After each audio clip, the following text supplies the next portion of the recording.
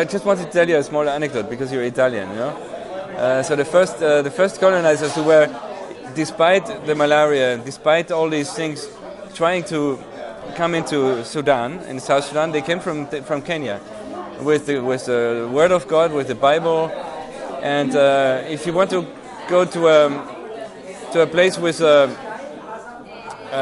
people who are, you know, not educated and have a different culture, you need to format those people into your culture if you want to dominate.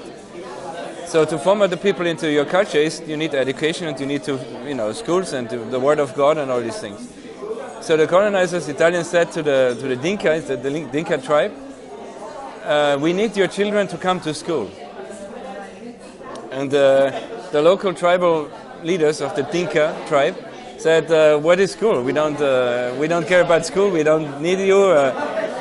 We need our children to take care of the cows. You know, what for? We need education."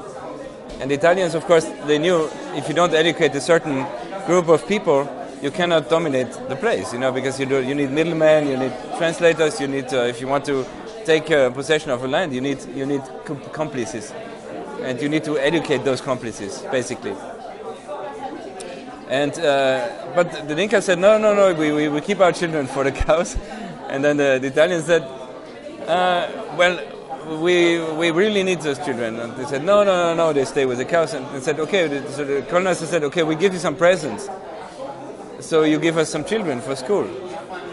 What is the present? Sometimes it was a gun, you know. Sometimes it was food. Sometimes it was clothes or a mirror so that people could see themselves. And then the local leaders said, okay, we'll send you 10 children, okay? But 10 children, they chose the least intelligent children, with the least gifted children. Because they said, those guys who are even too stupid to keep the cows, they can go and be educated by the Europeans. So there was from the beginning a crazy negative selection of educated people, you know. And of course it's not a general rule, but that is a story that I've been hearing a few times in South Sudan. And those were the middlemen, and those are the most corrupt leaders, and those are the ones who were who were also in history before with the Arabs selling out their villages to the slave trade.